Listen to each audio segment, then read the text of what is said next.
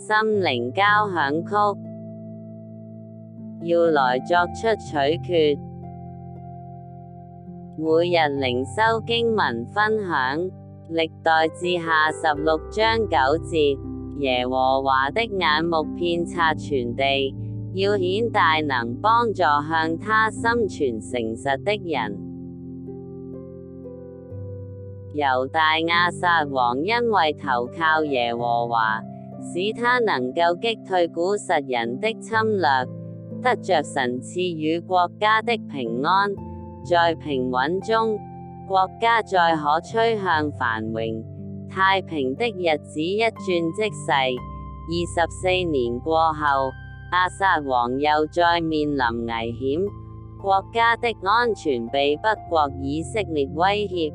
亞撒王只想到拿着聖殿王宮府庫裏積存的金銀，跑去買通亞蘭國的便哈達王，哀求亞蘭王擊退以色列的軍隊，使其大敗。猶大亞撒王得以暫時解除眼前的危機。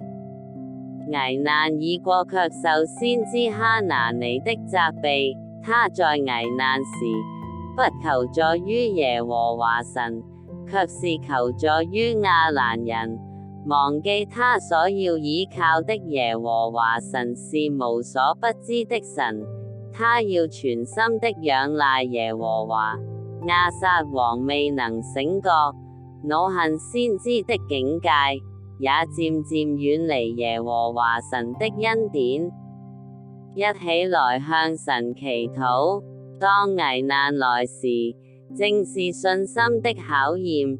順境與逆境都要信靠愛我們的神，時常數算神的恩典，提醒救主基督犧牲的愛與聖靈的隨時幫助。